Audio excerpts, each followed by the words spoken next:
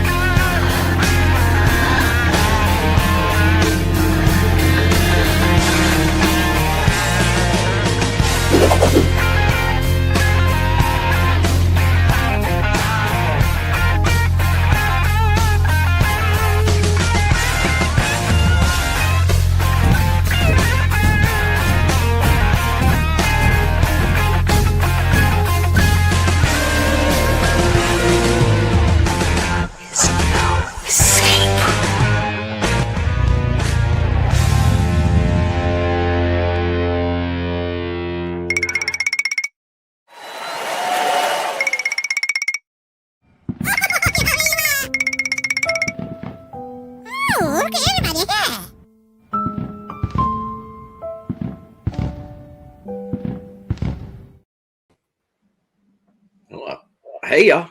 We're live. Well, hey, y'all.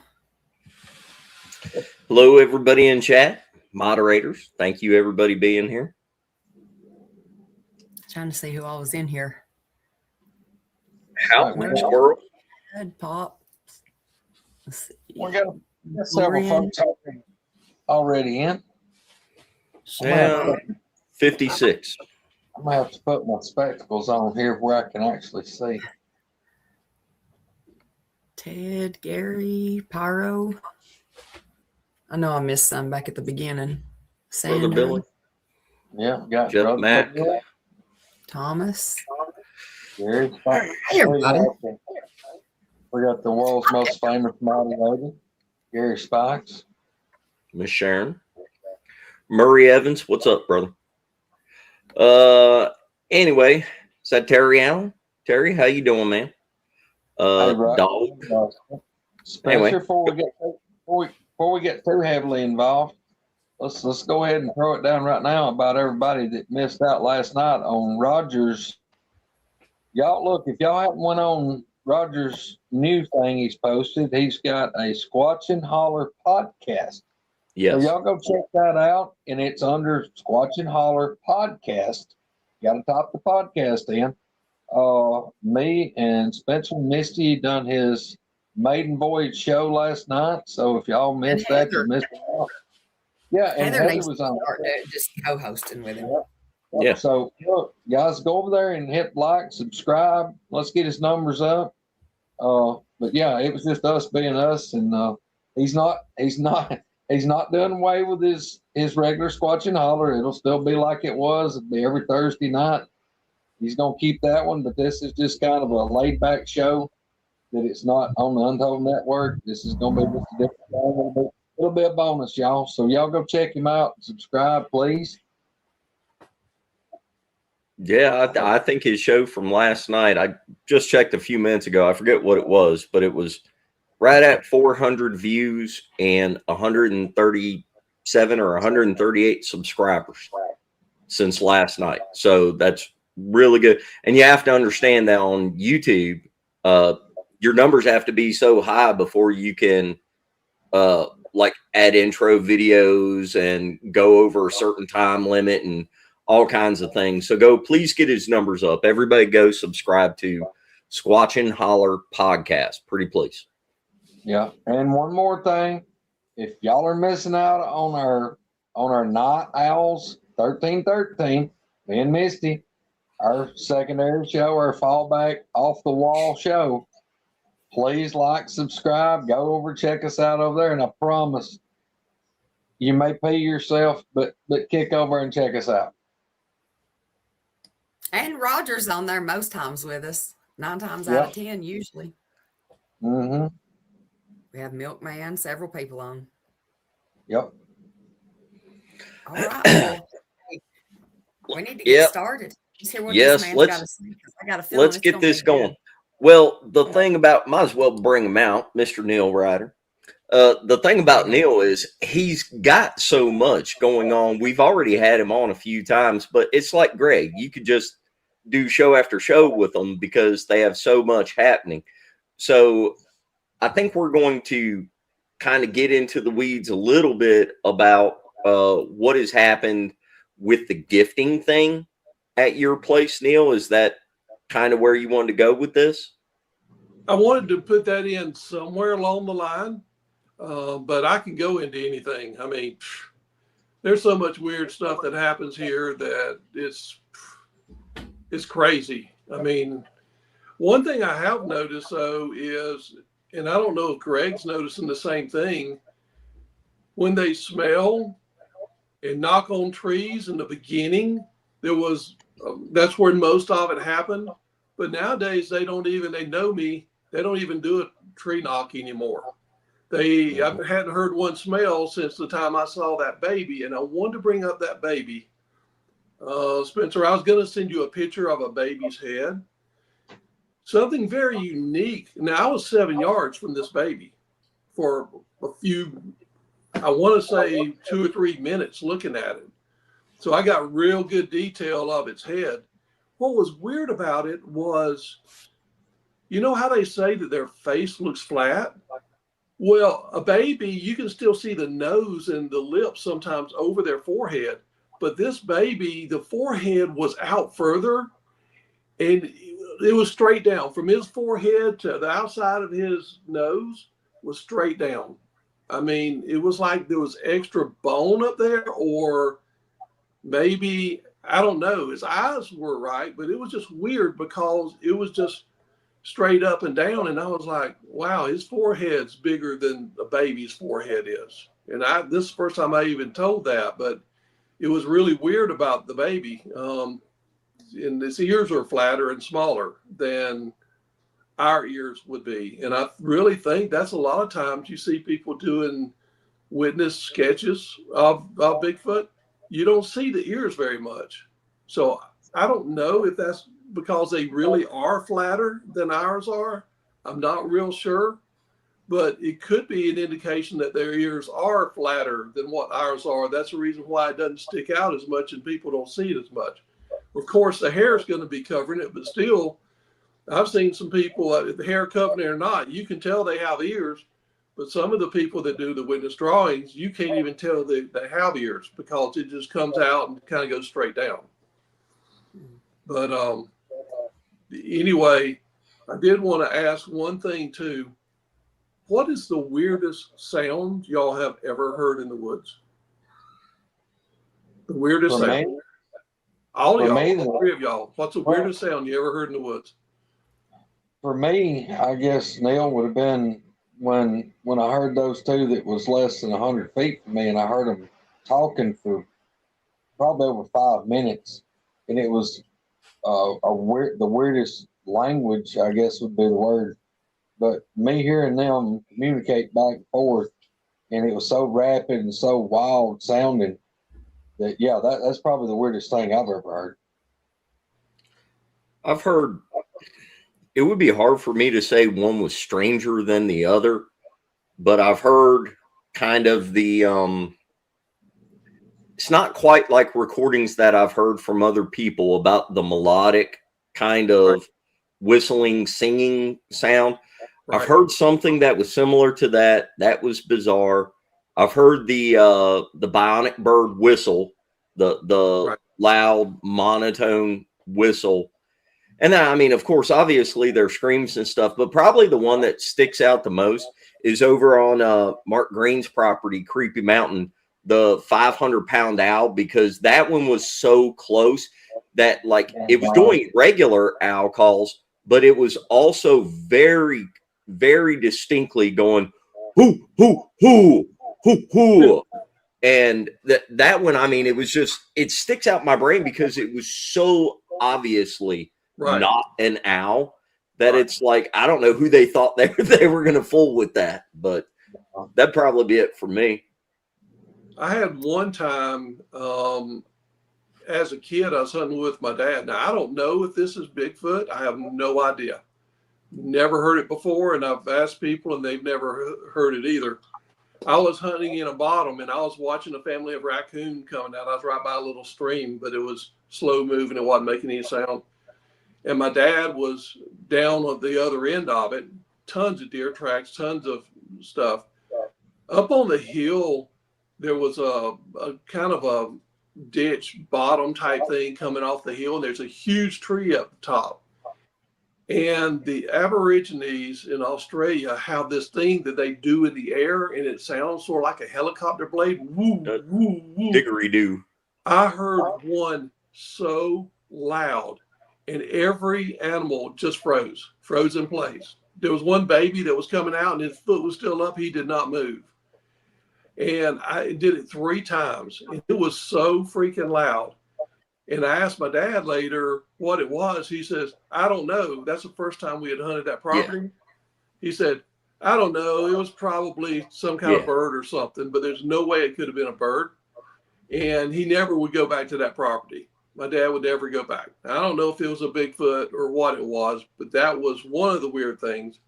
But the weirdest thing that happened here is I was putting stuff out at the gifting station one day. And then there's a road that goes up to a feeder. I was going up to the feeder and putting corn in the feeder. Yeah. It sounded just like what one of those sounds like, but it was so freaking loud that it was incredible how loud. And there was nobody else on the property, according to the owner. Anyway, I was going up the little trail that we have, driving up the trail to put some corn in the feeder. Now my house is a longer house. And I was at the end of it. To the left of it is a huge tree over there by the creek. To the right of it's our back porch where we park our cars and everything like that. Nobody's at the house with us at all.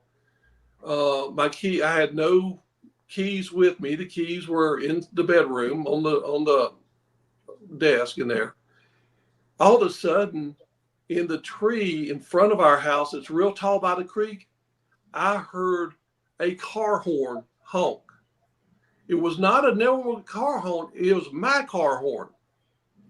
I looked down there at my car and I looked at that tree and I looked at the car and looked at the tree. It did it again. It honked again. It honked 3 times. And there was something black up there, but I couldn't make out what it was at all. But my car horn with nobody at the house, keys inside the house, honked 3 times out of the top of a huge tree. I was like, okay, it must be let the other ones know that I'm up here, to give me a chance to clear out. But I thought that was crazy. I mean, weirdest thing to hear your car horn honking in a tree about 50 to 60 foot tall. That was one of the weirdest things that happened to me.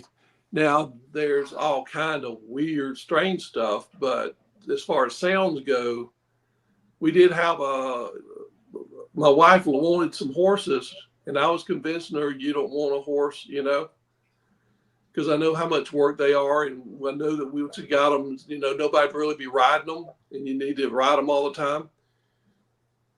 We were at the pond, and all of a sudden, where the little one stayed, I heard a horse's whinny. She got excited. She said, let's go over there. Let's go over there. There's a horse over there. I said, babe, there's no horse over there. She goes, didn't you hear it? I said, yeah, I heard it. There's no horses. That's a little one. She said, no, that's a horse. And it did it again. She said, come on, let's go. I said, babe, I'm telling you, that is too rough and thick in there. A horse would not be in there. There's no neighbors right now around us that has horses to get out. That is not a horse. That's one of them. Letting us, I don't know if he's letting us know that they're there and doing a strange noise. I said, I don't know, but there's not a horse over there. And it never did it again after that. We never saw a horse print on our trail back there. So I thought that was real weird. Do you think that it knew that she was talking about wanting horses and it was trying to just draw her over? I think so. Because I know that they can read my thoughts, and I know that's a weird thing, but I've tested it enough to know that they can read what I'm thinking. And I've actually told people, they keep saying, why don't you do this to trick them? Why don't you do that to trick them? There ain't a dadgum thing I can do to trick them because they know what I'm thinking before I'm thinking it. I even tried to put it into my subconscious brain one time to hide it from them, they knew. I'm like, no, they know. I can't, there's no way I can trick them. I may be able to get somebody else to go trick them, but I don't know if they can do that to everybody and they just keep it a secret. If it's somebody because the frequency range is the same, I don't know how that happens. But I just know that they can, you know. Yeah. And we've had some weird stuff around here happen, but I know why it's causing it lately, and I don't even know if I should. I'm not even going to go into it because it goes too much on the weird side. So, Well, what do you want here's to the talk about thing. now? You want to go into the gifts, or go ahead, Greg? I'm sorry I Well, interrupted no, you. I was just gonna say, look, dude, I knew if you hadn't got into the weird side of it, I was just gonna tell you that's coming, because the longer you're around this stuff, the more weird stuff you're gonna start seeing. I know that firsthand experience. That's the way it There ain't a happens. whole lot that you could say that would surprise us, because I tell them a lot of stuff that they think I'm crazy over too, but it all kind of goes to the weird and spiritual side and supernatural and everything. So I'm right there with you. Well, I agree. I think they can hear your thoughts 100%. well, I'll put it to you this way. I made the mistake one time of asking them about their special abilities when I knew that they could read my thoughts. They did. But if they ever did something that disturbed me and I didn't like it or startled me, they would never do it again. Even when I asked them to do it again, they wouldn't do it again, because I believe that they don't want to take a chance on our relationship, on the relationship we build, and have something bad happen and go the wrong way. But they just won't do it once they do it. And there's I have to see something 9 times to know that they can for sure. I just set my barrier so high.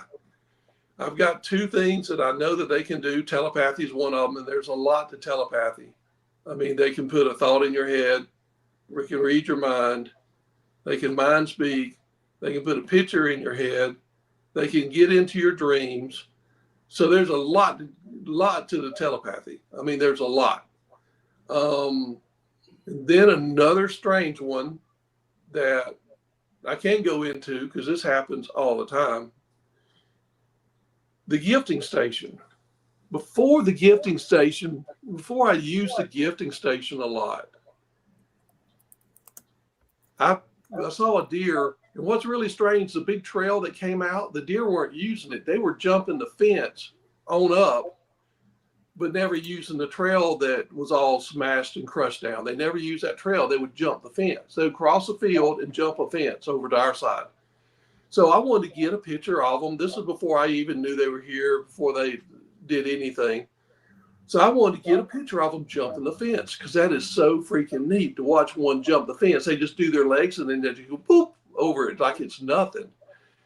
So I had a camera on it for motion detection, and I took a concrete block and I put peanut butter on it, because they'll smell the peanut butter and they'll jump over and get it. Sure enough, I got some great pictures, but I had problems with the peanut butter. There were hundreds of thousands of ants on it. And I even put Vaseline around the block to get the ants to not get up to the peanut butter. It didn't matter. Their bodies would get stuck, and they would use their bodies, the others' bodies, as a bridge to get to the peanut butter. It didn't matter. There was that many of them. Now, this was within 2 yards of where the gifting station is now. The gifting station has never had ants on it, never had roaches on it. There are a couple of birds that come there, and I'm putting cereal on it, and I'm putting dog food on it, crackers on it, all kinds of stuff. But the ants will walk around it in a circle like a football, because it's a long board, and they walk around like a football. And one time, by luck, and also the peach trees. I've got a daggum ant thing. I've got fabric on the ground, and I've never seen ants on the peach trees, but I've got fabric on the ground, I've never seen ants get on the fabric, and they're within 10 yards of it is an anthill that's probably 1.5 feet high, but they never get on the peach trees.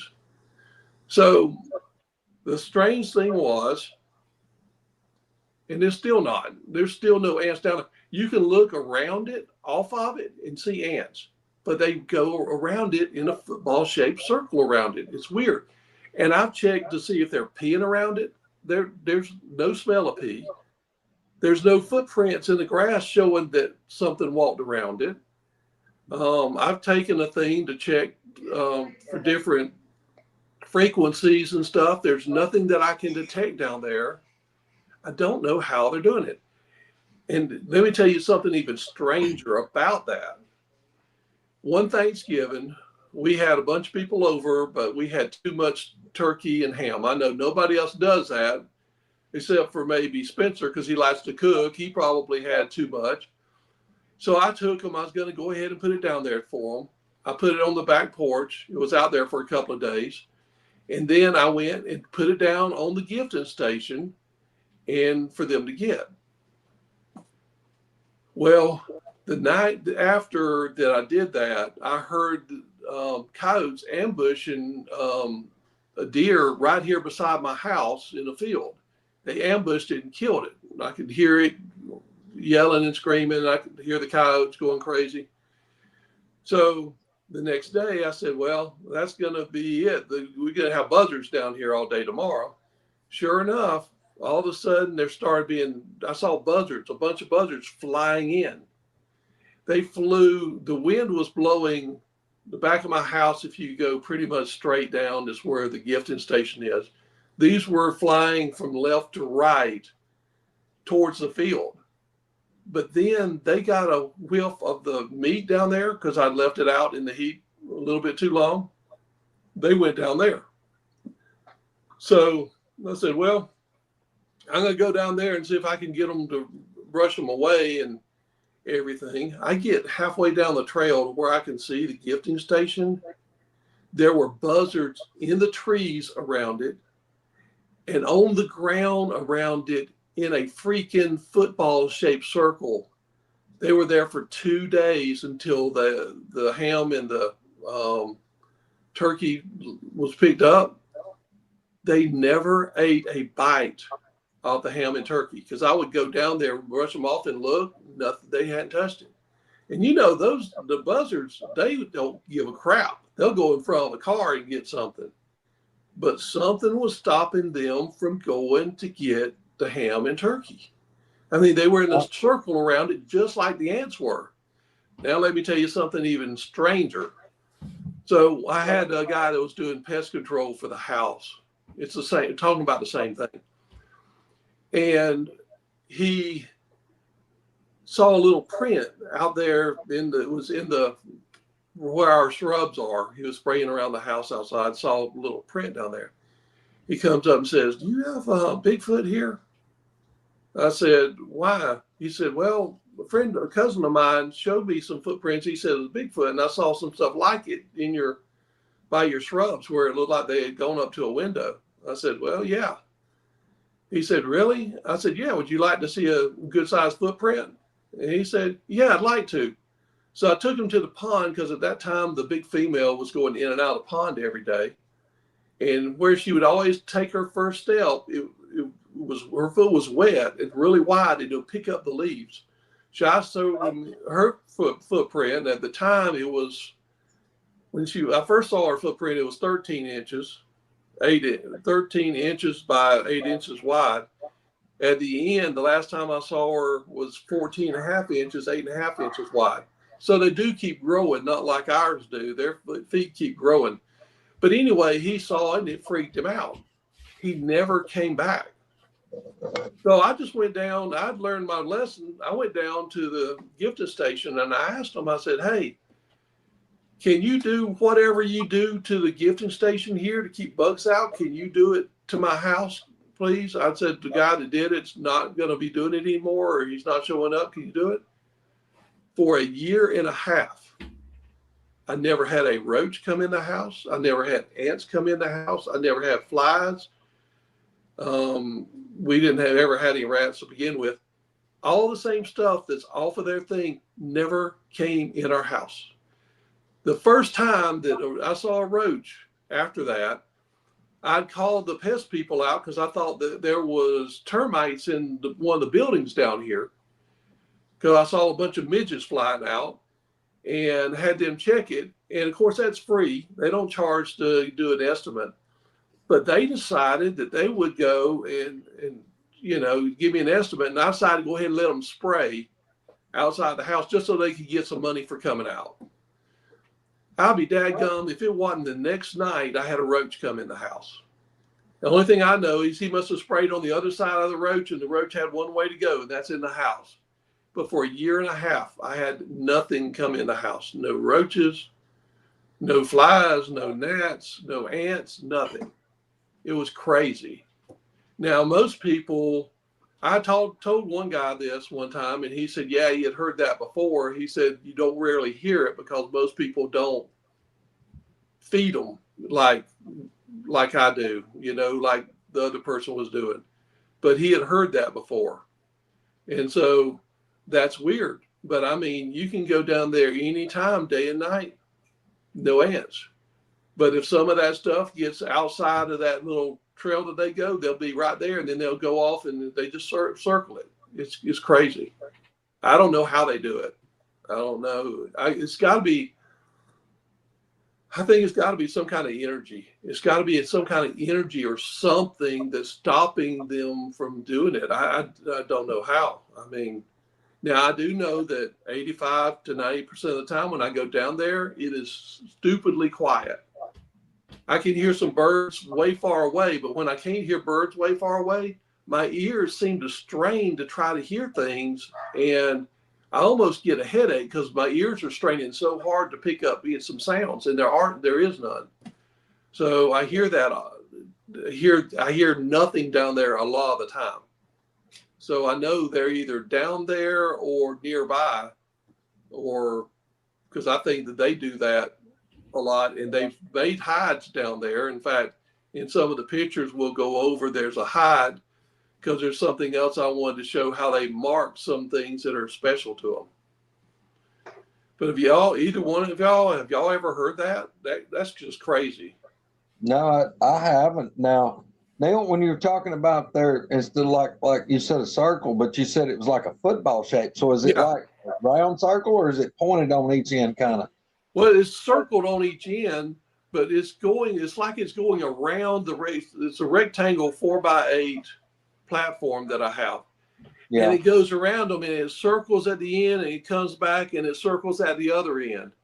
So it's just like, sort of like a watermelon shape, except it goes around all the sides. And if I was to tell you, the ants are usually about 3 to 4 inches outside of where, if you went straight down from the thing, it's 3 to 4 inches outside of that. It's where that circle is, or that shape is. But it's crazy. I mean, that's wild because, I'm sure it's probably fire ants, right? Oh yeah. Oh yeah. And me being from the South, and I don't think Spencer and Misty have fire ants, but Georgia, Alabama, Mississippi, we're eat up with them. And man, you can't do anything here, lay something on the ground, food product, like when we dove hunt, in September. If you kill a couple of birds and you lay them at your feet for just a minute before you go put them up, if they lay there 5 minutes, when you pick them up, you better grab their feet and bump them off. They'll have fire ants all over them, and they'll eat your hands up. So yeah, fire ants, they crawling over everything. Well, we get ants that do that too. I mean, we don't have the fire ants, but it's the same way. You set something down here, and it's going to get covered in black ants in just a second. And I'm talking covered. That's what I'm saying. There's no way. If you put down diatomaceous earth all around any of that stuff, as long as it. There's no way there shouldn't be ants all over it and roaches all over it, because it's free food. And it seems like I have seen a couple of squirrels down there, and I've seen some birds down there, but there's very few. And if you're at like a store, like a Walmart or something, or Kroger, and people have dropped something out there, you'll see the pigeons just come in like crazy. If there's food on the ground, they're going to be fighting each other. Oh yeah. I'm putting 14 pounds of dog food out and 2 of the big bags of cereal out. Why wouldn't there be so many birds down there eating it? It's crazy. It's only Well, 1 to 2 birds, and I rarely see them. Well, that's the thing too. Just like what you're talking about, the birds. It would only take one bird to figure out where it's at. It wouldn't be like all of them, but one fly in there and light, and the rest of them's going to see what he's doing, and then in a couple of days, you're going to have a whole flock coming there. Right, and I've wondered about that. I wonder if somehow, and I know this is just weird. I try to figure out why they do it, and it really doesn't mean anything. My brain just goes weird trying to figure stuff like that out. Is it that those birds have permission from Bigfoot somehow to go get some? Or is it it's just there's 1 or 2 that are braver than all the other birds, but still, if they see the same bird go in there all the time, why wouldn't they go in there and get the rest? And we have tons of birds in the backyard. I have a feeder out there, and they fight over it. I've got like 2 different levels. I've got pipes that I made on some the bricks drilled in, and I've got 2 levels on it, and I've got probably 5 feeders on each, and each one of them has 3 or 4 feeding holes, and they fight over it. There's that many birds there, and that's going to be about 150 yards from the gifting station. So there should be a ton of birds down there, but they're just not. So that's another weird thing about it. I tell you, I always have a saying here, the unusual is the usual. Every time you think you've seen it all, something else happens. It could be radiation or something in that spot. I mean, depending on, you don't know what else has been down there in that area. Look at the stuff that, like Skinwalker Ranch and stuff like that, where they put they'll have dead cows or whatever, and they're like, oh, why is no coyotes touching it, or this, that, and they don't have bugs, no flies, nothing. It's just the animal, and nothing's touched it. So right. Well, I mean, right. And I was trying to figure out if some anomaly like that did it, but then how would it happen when I asked them to do it to the house? How would it happen for the house and the peace trees? That's wild. I mean, my house, after I asked them, like energy directed. What's that? Maybe energy directed. That, you know what I mean? Right. Just like, I think there's some kind of energy or something there. I don't know. I mean, I brought a couple of things to try to test things for all kind of stuff, and nothing ever showed up, and it's just weird. I mean, I don't know how else to describe it. Just weird. But we'll get off that now, because we're getting. There's been some weird stuff happening here lately to the lady that's watching my mom around the house. I know that they will protect the house if there's one person, but been some weird stuff happened there. But I'll try to get out of that crazy stuff now. Well, the thing about it, all of it's crazy. Every bit of it's crazy. I like it. That's the kind of stuff I like to hear about. But would y'all want me to tell about? Do you want me to tell about the lady that's here? Sure. All right, so she smokes. So she goes on the back porch and smokes, and she gets my little Yorkie to go with her sometimes. Sometimes he won't go with her, especially in the heat. Even though it's got a roof on it, sometimes it's just too hot for him. We have been out of town one weekend. I think we went to the lake, and I came back that night. After she left, I drove over to the pond because we were having problems regulating the amount of water going into it. And I wanted to make sure it wasn't either too low or too high. On the way back, I look over there in the area where they used to have the hides for the babies, where the mom used to be up on top of the hill, but that's all been clear cut now. And something made me just look in there, and there were two little small trees that were going up, and there was something black behind it. Now, it was 5 foot in between the trees, at least 5 foot. What was black would have had to been on all fours, and it was wider than the tree on the left, and it was wider than the tree on the right. I didn't think anything of it because it could have been a huge wild boar, but usually a wild boar, if they see a person, they're going to either run off or charge at you. They're usually not going to just stay there and try to stay still. This stayed still. And I was looking at it for a long time, but I couldn't pick out a head. I couldn't pick out. But we don't have anything black down there. There's nothing black down there. And here's this thing. So I just blew it out of my mind. Didn't even think about it. The next day when she comes in, she goes, "Hey, look, I've got something happening to me that I need to talk to you about." Now, when we were gone, she would walk our son's Alaskan Husky, and the little Yorkie would go with him so he could use the bathroom and stuff like that. If you let go of him, he'll just take off running. So she started walking out the front of the house. She said yesterday, which was the day that I saw that, she said yesterday I started walking the Husky and the Yorkie. All of a sudden, they kept looking over by the creek. All of a sudden, a limb snapped. She said there was no wind. A limb snapped. The Yorkie looked down there and ran to the house, and then the other one just froze. She said, I couldn't hardly get him to turn around and go back. She said something was down there that snapped that branch. She said because it wasn't on the ground. And then she said, and earlier, a couple of weeks ago, out in the edge of the woods, something was stomping back and forth, running back and forth, stomping like crazy. And I don't know what that was. She said, I said, oh, that's probably a deer going to have a baby. And I knew that that wasn't what it was, but I didn't want her to leave because she does really great with Mom. Well, just 2 days ago, she said, can I talk to you about something? I said, yeah.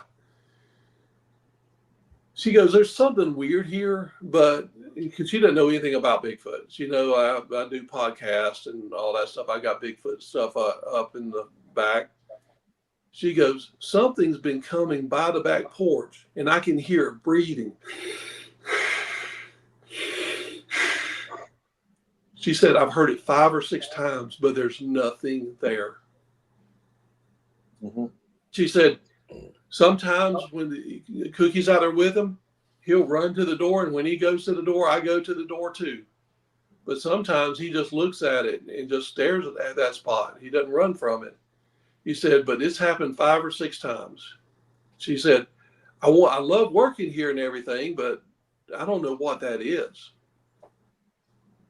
So anyway, I didn't tell her anything about Bigfoot, what people say they can do or stuff, but.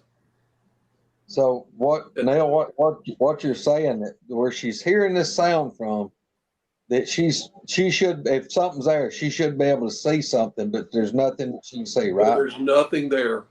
Yeah. Okay.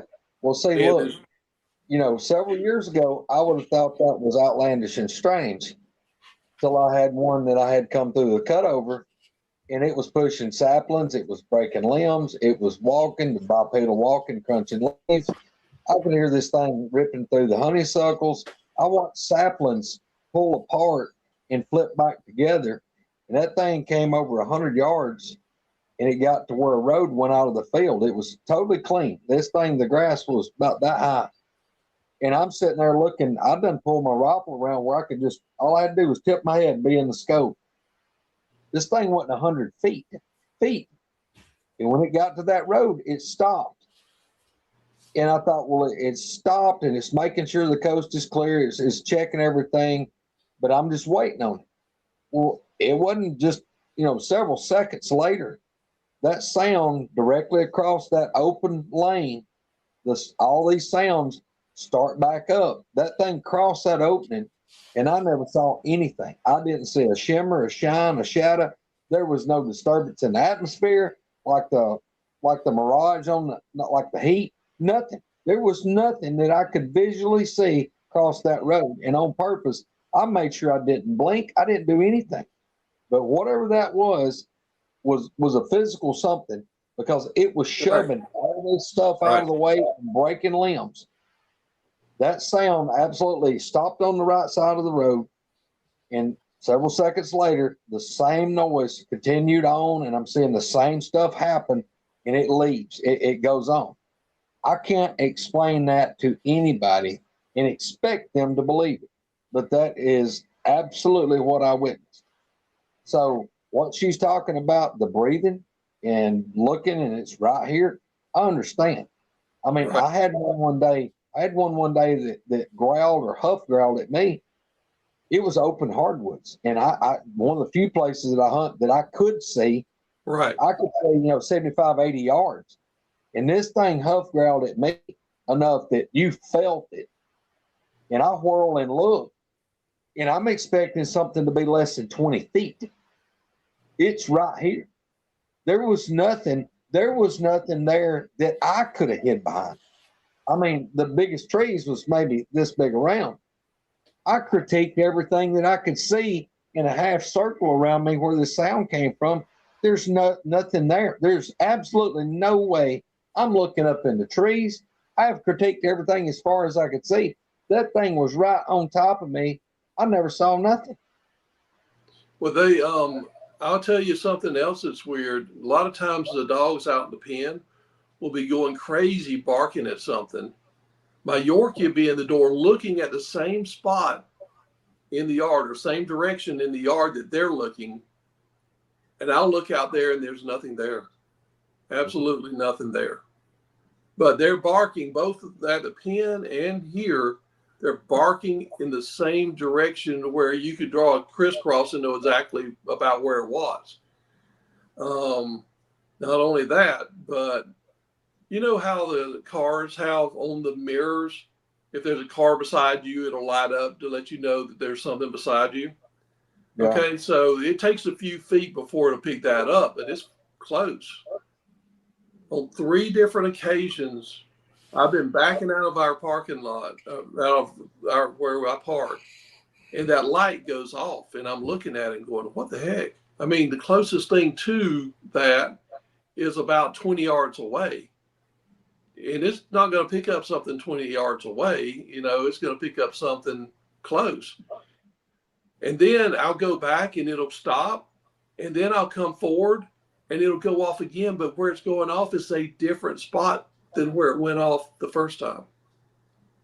And it's done that 3 or 4 times. It's done that. And I'm just like, and the only other time I've ever had a problem with the mirror malfunctioning, one time I had a light blue car and there were clear blue skies out there and it didn't pick it up because the color matched the sky, I think. That's the only thing I could think that didn't pick it up. But this is just like it's going off, Well, I have no idea what could be causing that, but it's just weird because, you start adding that to all the other weird stuff that you've seen that could give an indication of that. Well, what you're talking about there, like with the car, if you saw the videos where the people with the Teslas, that's what I was getting ready to say. They'll be in a cemetery. Look, all you got to do is YouTube Tesla and cemetery, and it is wild because a Tesla on the screen, it shows like a little person figure, and you can see it like it shows like if people's around your car, it'll have like a little icon of like a stick person. And it shows it where it's at in relation to the car. And these people will be driving through a cemetery and there's nothing there. And it'll show like 2 people here, a person over here, a person out in the cemetery or behind them. It'll show them walking across. It just lights up with like there's people all around this Tesla car, but there's nothing there. There's nobody there. So I wonder, like what you're talking about, like in your yard, if you had a Tesla, if it would pick up that there's something out there that you're not seeing. No, there was nothing there. There was absolutely nothing there. And I've got a Ford Flex, so it wasn't a Tesla. It wasn't that advanced, but it's done it. Like I said, it's done it between 3 and 5 times. It doesn't happen all the time. It's random, but it's just weird that it's picking something up, but there's nothing there. And then when I drive back forward a little bit, it's not in the same spot to where it went off the first time. Like as if something was walking and it was picking it up, when I'm backing up. But when I go forward, it's picking it up at a different spot. Just weird stuff. That's odd. But, we're kind of used to all of it. We're used to all the weird stuff. I mean, it is what it is, Well, one question I wanted to ask you, well, a couple of questions. How long have you been like feeding these things? I mean, has it been a year, 2 years? I mean, how long have you had your bait station out? Well, I started giving them apples probably March of 2020. They let us know they were here in January of 2020. So Yeah. it took me a while to figure out how I'm going to find out if they're really here.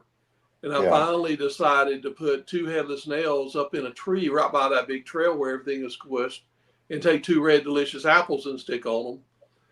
And then after they started disappearing and there weren't any crumbs or chips where like a raccoon or something like that would be eating it, it's too high for a fox or anything to get it.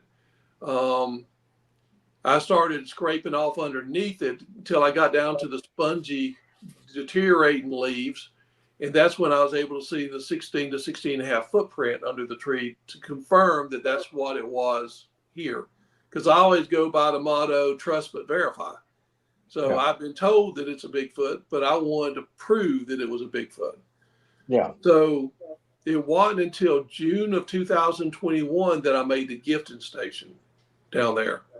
The platform and all of that. It's some 4x4s going up about, they were 12 foot long, but they're buried in the dirt real good. So it's probably 8 to 9 foot tall. I can reach and put stuff on the lid. So it's probably about 8 foot tall. Yeah. And it's a 4x8 piece of plywood, but I didn't have a full piece. So I had 2 shorter pieces. So it's got a little hole in the middle of it and where things can drop in there. I've got 2 of those big plastic containers, and sometimes I've had 3 that you put wrapping paper in. Those big ones that are long and deep.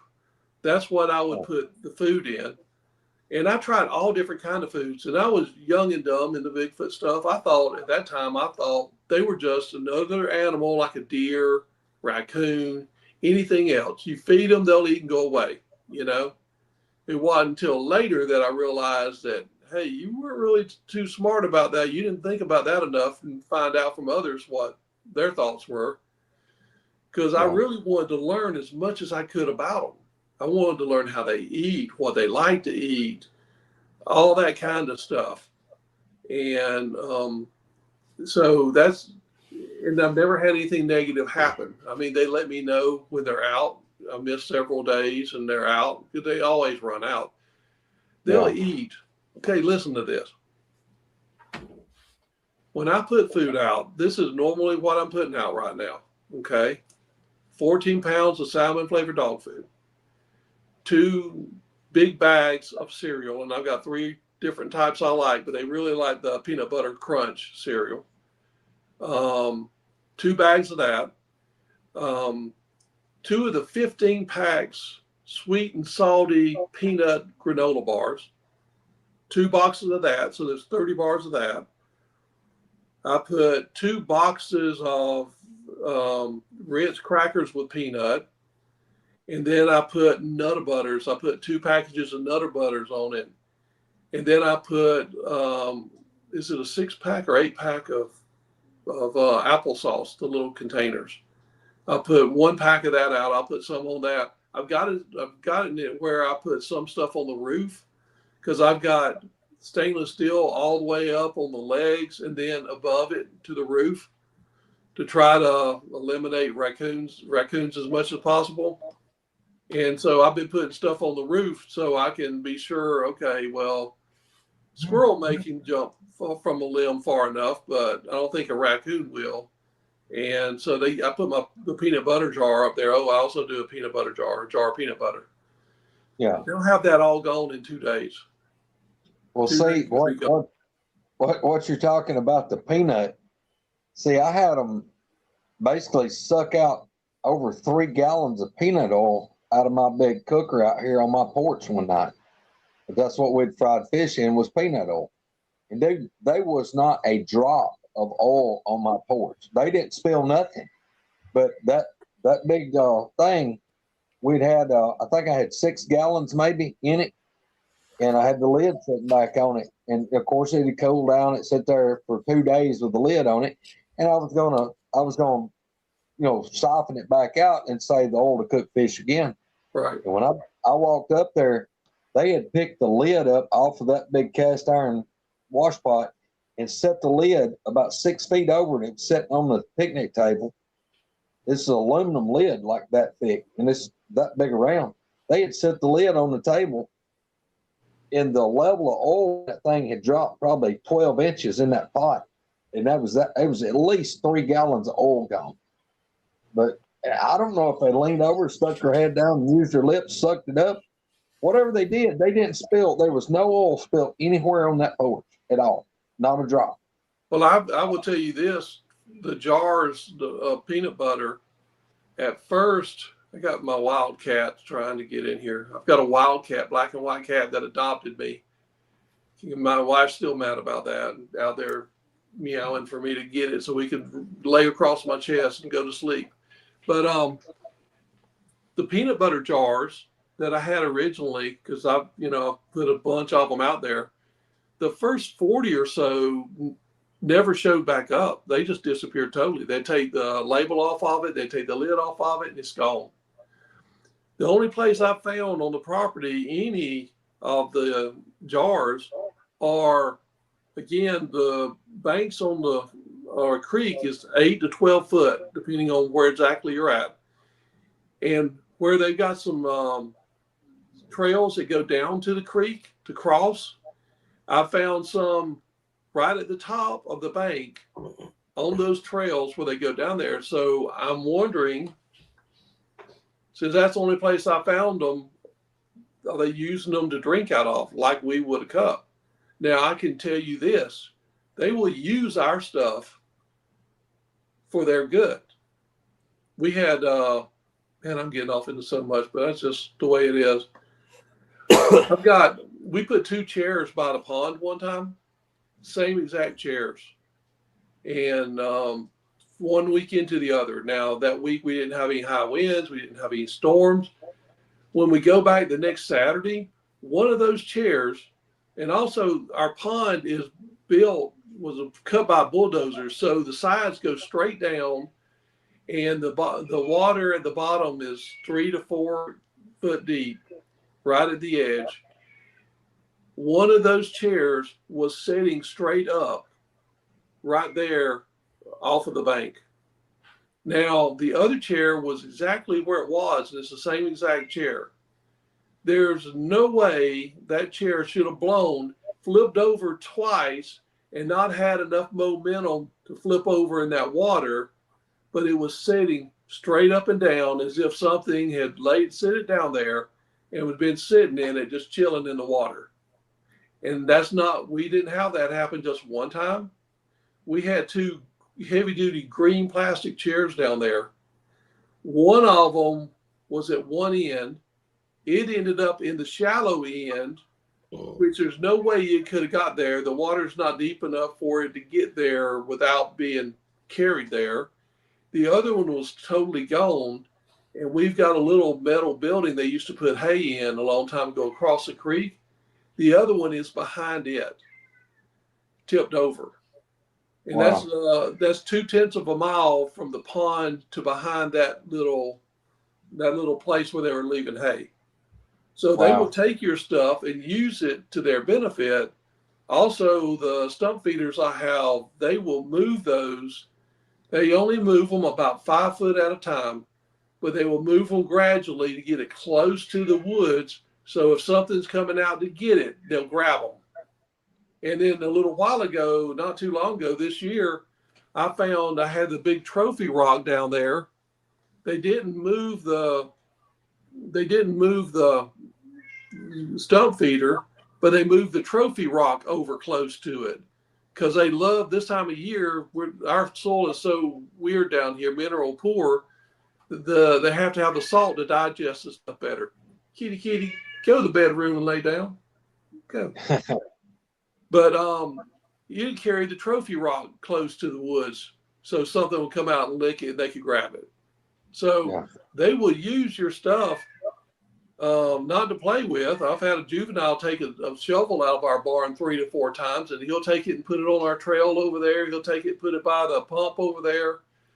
And one time he just leaned it up against the place where we sit, just leaned it up against the side of it. As like as if he's saying, I got your shovel again. So, I mean, they would take stuff and use stuff of yours. Well, see, like me putting out the 50-pound blocks of salt, for my deer. I quit wasting money on the blocks because I could put one out. It may not be 2 days. I'd go back by and a 50-pound block of salt would be gone. I don't know where it went. So what I had to start doing was I was buying the loose granules, the 50-pound bags, and I would carry a 5-gallon bucket of water, and I would go over to the depression we put the salt in. I would pour the loose salt and then pour water in it and help it to soak in the ground so they couldn't just scoop it up or grab the block and run off with it. Where you're located, the soil's probably not much different than ours, I wouldn't think, not much. Take some sphagnum peat moss, one of those 2 cubic meters of that, and put it on the ground and put that on it and put it on it.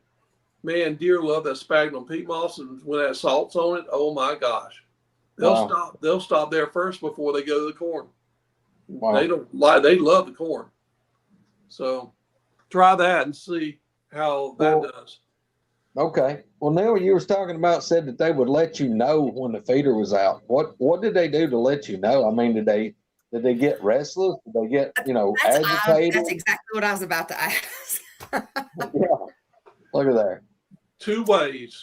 We have I can see it from out this window. We have a black tripod feeder that we quit putting corn in because it kept getting stopped up, and it's right by our driveway. They'll go over to it and tip it over. They also, if we ignore that, then we've got the bird feeders I was telling you about that have blocks on the bottom. They will push the bird feeder over so we can see it, because we go out the back porch to go to the cars. They'll push the bird feeder over.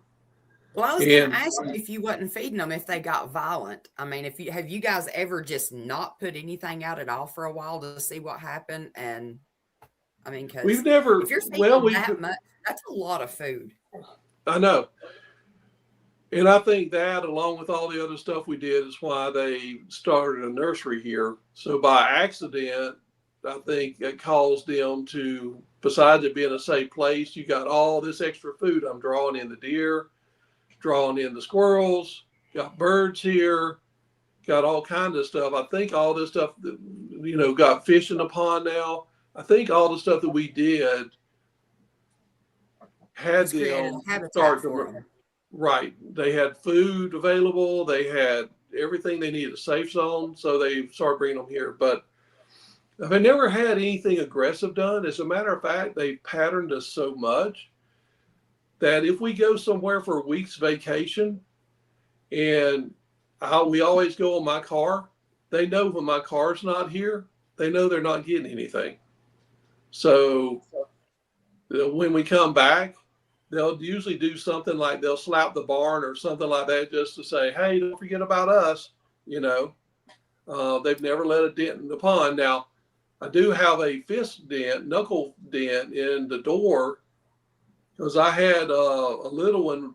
Sometimes when we have extra stuff, we'll leave it in the back of the side-by-side. We had a little one trying to push the door open rather than pull it open, and he left a knuckle print in the door where he was pushing it. And up top of it, there's like two fingers like this where it was stuck in. I've hit that door. I can't make a dent in it. I tried to push it. I almost broke my fingers. They almost dislocated on me. I don't know how they did it, but they were trying to push on the door rather than turning it and pull the door. Now they know, but yeah, that's got it on there. But Right now it's easy for them because the door that comes down, the the the metal strings that hold it up, springs, they broke. So right now I've got it tied up so they can go in and get anything they want. And not too long ago, they did go in there and get some food out, I believe. I don't do a count of what's in there, but they left me a rock. They left me a gift of a rock right beside where the food was. So I think they must have got something out. They were leaving me that rock as a gift so I wouldn't get mad about it, because that's the kind of stuff they do. They leave me gifts if they think they're going to get in trouble. They leave me a gift to replace it. Sort of like, some Indian tribes used to trade Payment. back and forth. They would trade with them. They'd barter and trade. I think it's the same way. They give us something for what they're taking. As a matter of fact, the first gift I was going to cover was one of those situations where they took something that was ours and then they gave us something in return. We can go over the pictures if you want. Yeah, that's fine. We can do that. I would ask if there's any questions, but I don't know, tell them what the questions would be. Okay, so we had 2 of these dogs. We had 2 of them. My wife put one off of our back porch, right by the door, so people would feel welcome coming in. Then she decided to take the other one across the creek. There was a little flat spot over there next to the stream. She decided to take and put it over there. I told her, I said, babe, I said, that they feel like this is their side. I said, that they're going to take that. She said, they better not. I said, babe, I'm telling you, that's going to be gone. They're going to take that. So anyway, we go down there a couple of weeks later and it's gone. Now, where the side-by-side makes rut going across the creek, there's a pile of sand in it. And on top of the sand, they left us our gift. Spencer, can you go to the next picture? Yeah. Give us a. You see this rock? They left this on top of the sand. And if you can see it, they actually have grooved an arrow into it, like a pointer. I know it's really hard to see, but they have etched a pointer in it as if to say, this is your gift for that. Now, I have looked and had other people look. I don't know how they made that. That thing is rough, like it's got a mixture of iron ore and sand. So it's really rough. If I was to take a flathead screwdriver and try to do it, there's no way I can make a straight line with it. And it's not been done with a table saw or anything because it's not all the same depth all the way on it. So I don't know how they did that, but it was on top of that sand pointing towards where the dog was, the welcome dog.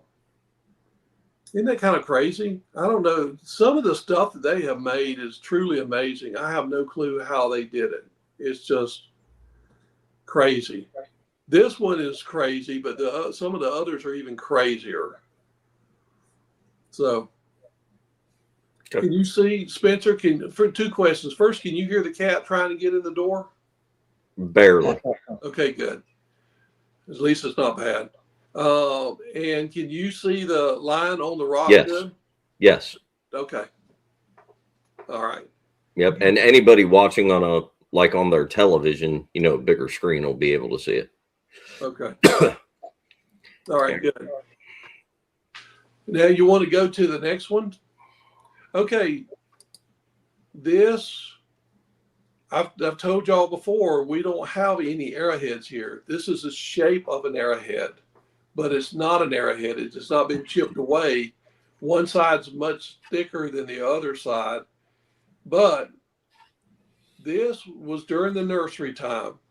They were looking in our bay window, watching the TV pretty much every night or every other night. Down, we have where we have our TV is on a mantle above a fireplace. At the bottom of the fireplace on the left was an arrowhead collection that I picked up from my home as a kid. I had them in an arrowhead collection, and it was there on the ground. Well, after they had been there looking at the TV for a couple of weeks, I found that. Of course, it had dirt on it. On top of the banister, right beside where they stand.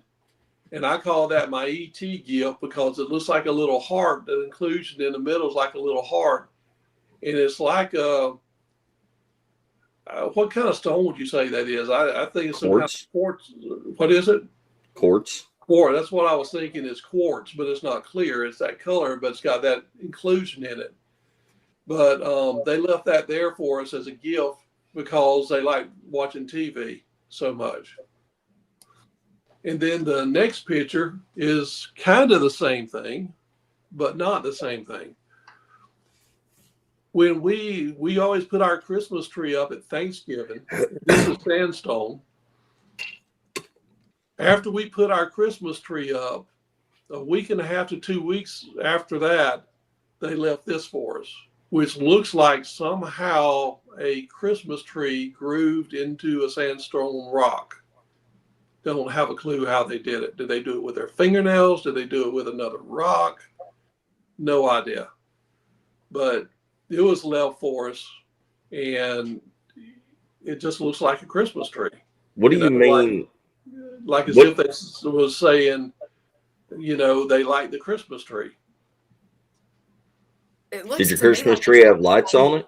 what the Oh big yeah, our rock Christmas tree too. had lights on it. Yeah. So you think they were looking at the Christmas tree and they liked the Christmas tree and they were leaving you something to say, hey, we like the Christmas tree. Right. The So lines they on left the that. big one looked like a tree. They looked like they Where come did- up to the point. Where did they leave this rock at? On the banister, the same place the other one was left. Same place. Okay. Right. Same place. And then, now this one's really weird. They left this at the gifting station. And somehow they rubbed the sides down and they rubbed this rock smooth. And it's the shape of my Ford Flex. It's not quite as long as the Ford Flex, but it's kind of the shape of the Ford Flex. I tried to figure out, are they trying to say this is the side-by-side, but our side-by-side has where we're sitting, and then it's got stuff to put stuff in behind it. So it's not the side-by-side, but they put this down on the gifting station on the platform that it was at. But it's smooth all around all the sides, and then it's got that form. Only thing I could think that would be is like the Ford Flex. I don't have a rack or anything on top of it, so it would be smooth. So can y'all look at it and tell me how something like that would be made? We don't have any kids around that play tricks on us, and none of our kids would do anything like playing tricks on us. Now this one looks sort of like a foot, kind of sort of like a foot, and they ground down around it to make that shape. It almost looks like they ground it down, and then there was a little thing, and then they put a little foot on top of it. Now on the bottom of it, the next picture, they ground it all down and made like a base for it, but the base kind of makes it sit up a little bit, and they ground that down somehow, the whole thing like that. So when you set it on the table, it leans towards you. It leans towards you some. Now the foot's going down towards the ground, which is how they walk. But if it was the other way, that's how we would normally like it. But of course, I don't know how. I don't know how they do stuff like that. I don't know how they grind that stuff down. But they ground it down, and they left that also down by the gifting station. They left that right beside. They know I love footprints. They left that right beside in between where I park and the gifting station. Again, I don't know how they do that stuff. I mean, you would think if there was rocks, you would see some kind of grinding or something on it. I have no clue. Neil, I want to ask, because look, there's going to be probably people want to know this. Have you ever found rock stacks, like stacks of rocks, or have y'all ever stacked rocks up and see if they move them? I have not done that, but something weird did happen one time, but I probably messed it up. My back was hurting real bad that week, and I asked them, because some people say they can heal you. So I kind of asked them if they could help with that. They didn't stack rocks, but they stacked granite gravel that we have in our yard on 3 spots, 2 on one side and 1 on the other side. They made a stack of it, and it was in a, what do they call them? Like the pyramids in pyramid shape. It was in a pyramid shape. They made 2 on one side and 1 on the other. They disappeared. I had to pick them up because my wife was going to mow the yard and didn't want it to mess up the blades, but there were 2 in the front and there was 1 in the back. Don't know where it came from. It wasn't big rocks. Again, it was a big pieces of gravel, but they had built them up so it made like a pyramid shape, which was weird. Yeah, that's So I don't know if that was them trying to answer my question or if it was a little one just playing. Don't have a clue. But no matter what, it didn't work because I had to pick them up. Wow. That's odd. I don't think I've ever seen anybody that's had, I mean, maybe they have and I've just not seen it, but the rocks being carved like that, I mean, that's odd. It's crazy. I have no clue how they do it. Now, right before I came up there to the Land Between the Lakes, I hadn't given them anything in several days, and they hadn't gifted me anything in a while.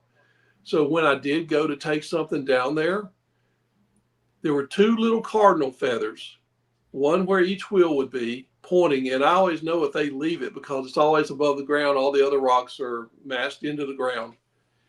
And they left me 5 gifts. They left me a huge piece of quartz. And anytime they leave quartz, they break it open so it's the shiny side, because on the outside it's dirty and rough. They always break them open. Now they could hit them with something and break them open, but they're always broken open. This was there, which is again the shape of the foot. And if you look, the weird thing about this one is in the middle, there's like a line, like a metatarsal break or something. But they had this, they had a huge piece of quartz, and they had 2 other rocks that were there. And I think they had the cardinal feathers as marking saying, hey, these are for you, stop, don't run over them. But they gave me like 5 gifts then. It was just really weird. I think they were doing it as a bribe to get me to leave them some more food, or I don't know, maybe they thought they had done something wrong and they were trying to appease me. But it was just one of those things where things got busy, and every time you say you're going to do it the next day, then something comes up, and then it gets dark and you say I'll do it the next day, and you just never do it. But This was one of the ones that was really weird, because not only had it been, the sides were kind of tapered down, but then it's got that line on it that makes it look sort of like a mid-tarsal break. And I've never seen a mid-tarsal break here because the ground's too hard. But that was one of the things left then. Okay, what's the next one? They do this a lot. See how it's grooved on the side? They've given me several gifts that are grooved on the side. The quartz is the thing that they've given me the most, but this is the second most. Now, I tried to figure out if this was something that if settlers were here, they would use as a pulley to put a rope on to pull something up. But it's not, because if they did that, then the corners would be ground down deeper than the other spots, and the corners aren't ground down as much as the other sides. So I have no clue why they're doing that. I do know that you can use those to hold the rocks with real good. So I don't know if they're using it to grab it with and hold it and using it as a tool. I don't know, but they've given me several rocks, and some of them are in a rectangular shape, and then some of them are in a not a pyramid shape, but in that, like that first picture that they had carved on, that way, like you could use it to hit things on and break stuff. So again, I don't know why they're doing that or how they're doing that. They always leave those right by the gifting station where I park. And those are big. Those aren't small. Now, there's a lot of gifts I don't even put on here. Like the first gifts they gave me, they were huge river boulders. I mean, one of them somewhere between 75 and 100 pounds. And other times they gifted me stuff like big, huge river boulders. I don't even take pictures of those because, I mean, there's just a river boulder, but they do those a lot. They've done those a lot too. I just can't figure out how they're making those grooves around it. I just can't. Are their fingers that strong that they're able to do it? Do they have something that they can use to grind it down? Because it seems like the spacing of it is the same on all the sides. But of course, if you're using your finger, it would be too. So I don't know.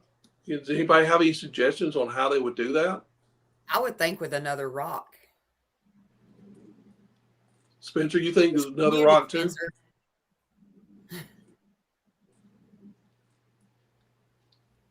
You're muted, Spencer. There. There Okay. you go. It wouldn't turn off. Just a thought, but it's possible. I'm just thinking out loud here. You said that you don't have native artifacts on your Right. land. No. I think maybe you do, and that's what they're bringing you. A lot of these look like tools that were used for certain things, which I'm no expert on it, but I've seen a lot of them. But like that one first thing that looks similar to an arrowhead that could very much be like a fleshing, like a scraper thing. This right here, who was it? Somebody put it on there like a shaft straightener, Patrick Noble. Natives did make tools like this to do certain tasks. And I wonder if they're like, oh, they think you're interested in that. So now they're gifting you native items that they find out there. Or maybe they're getting them from another location and bringing them to you. Well, that's what I think, because I've never found any arrowheads here at all. And I've got places where the stream is washed up just piles and piles of rocks, little rocks, and I've never found an arrowhead. Yeah, but how far away is the river from your property? Because you said one time there's a river not too far away, right? There's two creeks that meet. We've got two creeks on the property. There's one right here by the house, and then there's another one that goes into it, probably 2/10 of a mile, 2.5 of a mile, and they come together. And when it gets really, a lot of water drains into it off of the hills and the roads, and so it gets real high real quick, and it takes all these rocks and piles them up. And then whenever it goes back down, you've got a little rock island there that's just loaded with rocks. And I've gone out there and gone over it and through it. Yeah, but then again, if boogers do things like, I know for a fact that boogers move up and down waterways. So any river system that would connect to the creeks, they could be finding stuff out there. And let's not forget about caves and caverns, which, I mean, Georgia, just like Alabama, is loaded with caves and cavern systems, and natives absolutely used them. Greg's outcropping thing has got, what do you call those markings, Greg, where they're on are they called petroglyphs? Yeah. Well, see, like some of the trees there at my property and all over this forest here, you'll see, if you know what to look for, like on some of the beech trees, I mean, you can find turtles, you can find snakes, you can find all kind of like depictions that's been in the bark for hundreds of years. There's a lot of stuff that I got a buddy that he goes through the forest and he checks these old trees and he'll scrub the moss. He's got a soft bristle brush. He'll peel back the mildew and stuff on those trees, and they'll take and do a chalk rubbing, and that stuff will just pop once you can see it. But yeah, there's native artifacts because you're talking about tens of thousands of years worth of artifacts. But I mean, you may not be finding them in the spot you're looking, but odds are there's probably some there. But now, hey, look, who knows? Maybe I mean it's not that big of a stretch to say that look, the property you're on, it may have had boogers on that property, a heavy concentration for 5,000 years, and the Yes. natives might have stayed away from it. Right. I really think that some of the rocks they brought, like the first river rocks they brought, I've never seen them in the creeks here, not around here. Yeah. So they must be bringing them in from somewhere. Yeah. That So that I would be think that more. they, Well, here Well, the I'll ones that go come on. from Coombo's, didn't he say he doesn't have some of those rocks there that show up? Well, some of those rocks will come down from the river, which you're talking about a half a mile across his property. But the thing about this, what I want you to think about is like dealing with artifacts. I've been collecting artifacts since I was 5 years old, and we get it off of our private land or other people's private land, and we got permission. But the different types of material that I've got personal airheads that I've found is so many different types of like chert or flint or quartz or whatever. I mean, there's probably I don't know how many different. We'll say over 10 different types of material, and it's from anything from the different types of rock to the different colors of the rock. And I've carried a lot of that to one of the museums. There's a museum here in North Alabama, and it's on a Native American site. There's a mound system here, and they had the museum curator was an archaeologist, and I would find up 15, 20 airheads that are artifacts, and I would carry them up there and I'd let him look at them, and the guy didn't charge me a dime. He'd say, well, this come from the archaic period, this come from the wood, and this is a so and so, and he would name off what it was, and he would hold that up. He would say, like, you see this flint right here. He said, maybe this isn't flint, it's a type of chert. And he'd say, well, the only place that's known for this chert to come from is, Montgomery South. And then he would say, well, okay, you got this red flint. This red flint comes from Texas. Or, that the closest place that you could go lay hands on this would be in Texas. So, and then he would be different things. It would come, some of it would come from like Ohio or Indiana. Some of it was from North Carolina. But here I am in North Alabama, and this stuff's been here for thousands of years. Well, the only way it could have got here is people trading for it. And that's what he said. A lot of the material, it'd be this tribe trade. Hey, we've got this cool, break it open, it's red. Hey, we don't have any of that white stuff, or we don't have any quartz. We'll trade you some of this red flint for some of your white quartz. And it was bartered. It was like currency.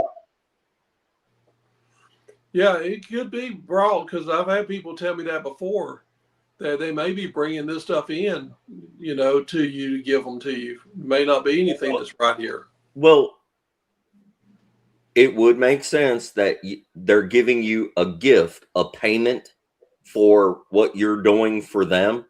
I mean, that's the whole point of horse trading, Right. So it would make sense that they're like, oh, he's into this. He likes this thing, so. Well, what you're looking at is, to us, is a rock. It may have been something that was traded to them for a long time ago, and it may be like a family heirloom. It might be a cherished item. Right. I mean, it's all speculation, but yeah, I mean, it makes sense. Yeah, it's just weird, all the different things that they've given me. It's just, and there are now, the thing about it is there are some that we're going to come to that have been engraved, and it's been engraved for a long, long time. And I let Kumbo look at them, and he thought that it's something that they've had or was done a long time before they gave them to me. And we'll get into those later. This is part of the gifting station, some of the stuff that I put on it for them to play with. I actually had a xylophone down there, and they took the wooden thing off of it. My wife, as soon as I put it out, my wife took took it and played a little bit on the xylophone because I know they like music. But evidently, they either don't want them to do that or they are a movie critic because they took one of those big white tubs and put on top of it upside down and took the wooden stick away. So Wow. I think they might have been a music critic and didn't like her music, or they didn't want the kids to be playing with it so that it wouldn't give away where they are. Now, the piece of blue stuff that's hanging up, it's got a hole in the middle, so I did fishing string. Many times I've been going down there and there's no wind. I see it just spinning like crazy. Now, that could be from a couple hours earlier because when it spins, it gets tighter and it'll start spinning back the other way. And then I put this triangle down there with a stick to do it. I've never heard them use it, but again, I don't know that I would hear it from the house, you know.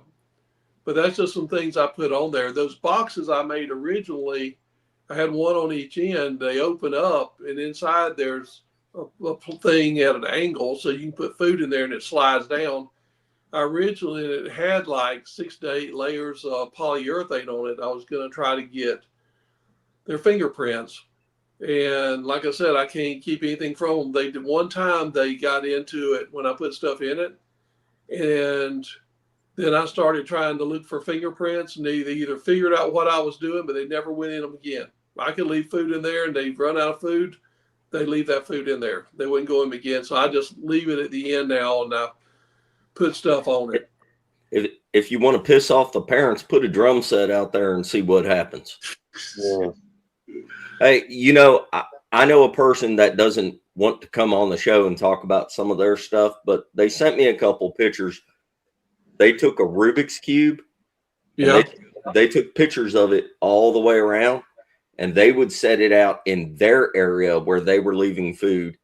And then they'd come back in a week and take pictures of the Rubik's Cube. And it's not like the Rubik's Cube was solved or anything like that. But then they'd take pictures of it again and compare it. And the Rubik's Cube had definitely been turned and manipulated. Right.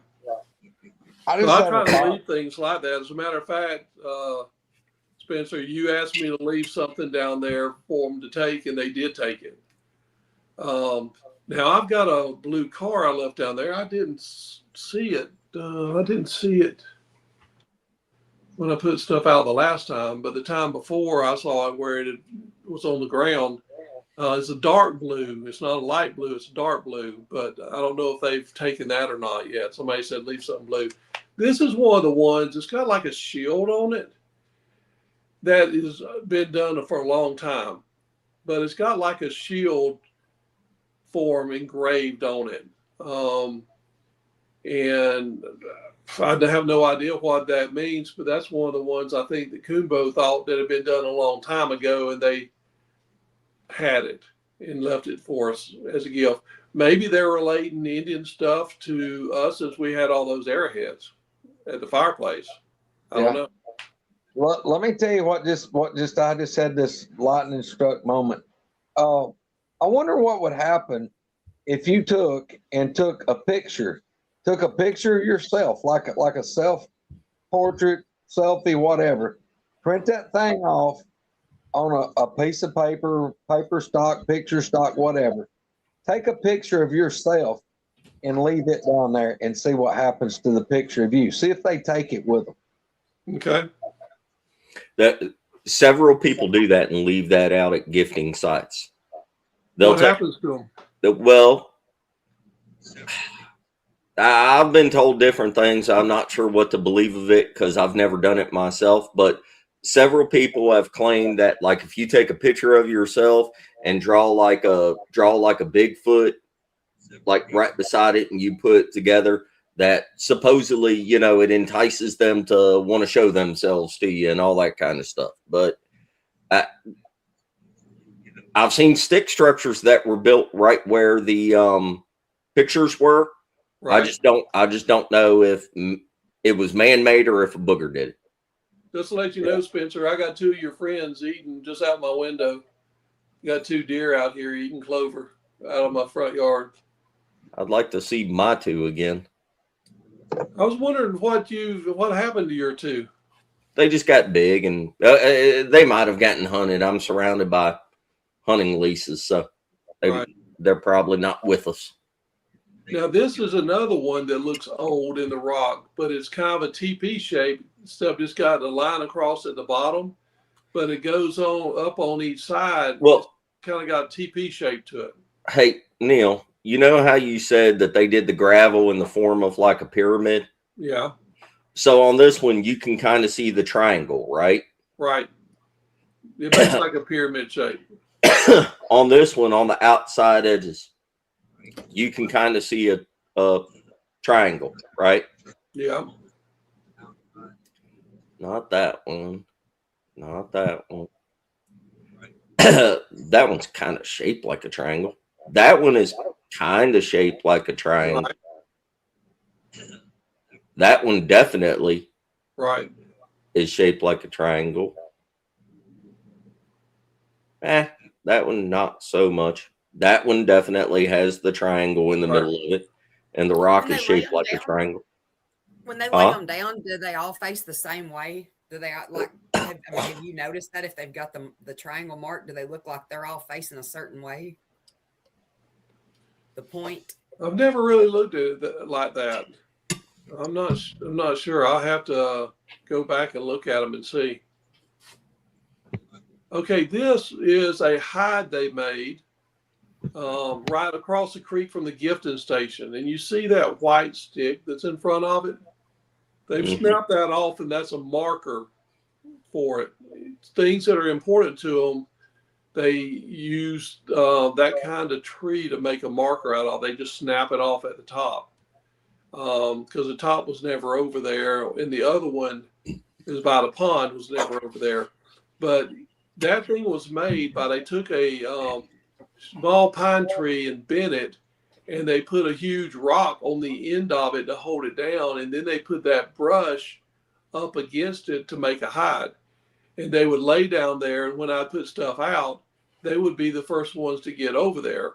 I think because they like the Nutter Butters the most, and they wanted to make sure that they got the Nutter Butters because they made two hides across there when I started putting Nutter Butters over there. And I've actually seen in the dark one standing up behind it. I can see the outline standing up behind it. But of course, I don't call that a sighting because it doesn't meet my parameters. I've got to see a face or hair and know that 100% is nothing else. And I wasn't close enough to see face or the hair, so I don't call it a sighting.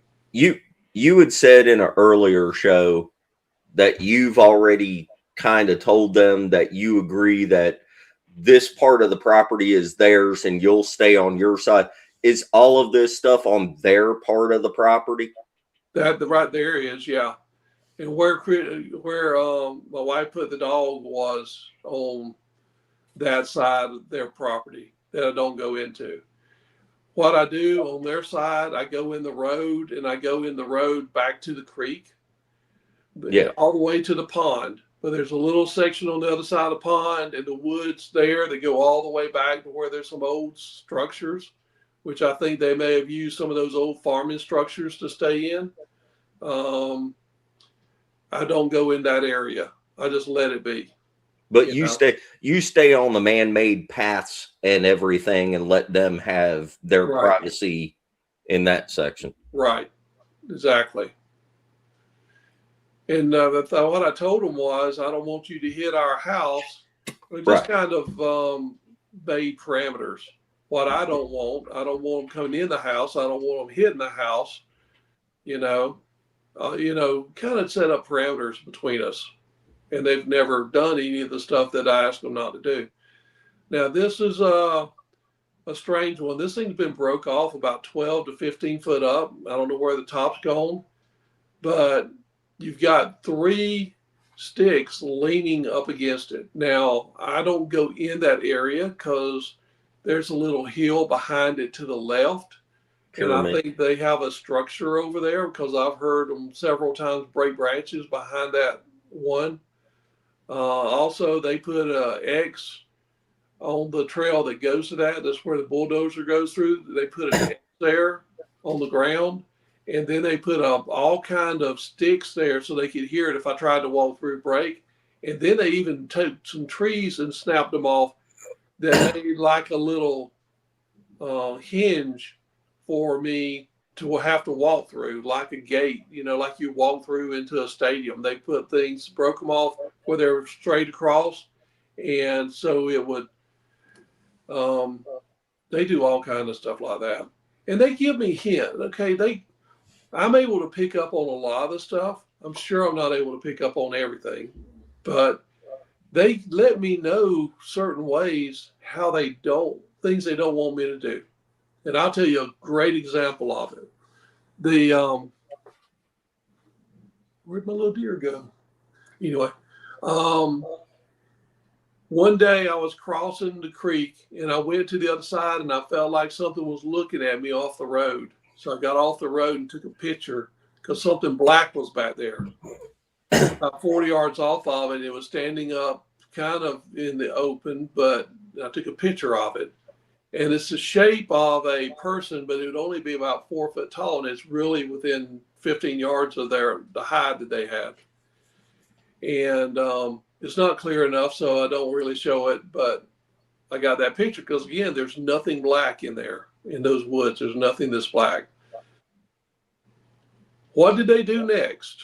On the trail that we drive on, they took 2 bushes, bent them across, touching each other, and then they to the creek that we crossed, and they had added some stumps and some sticks and all after it to build up the water.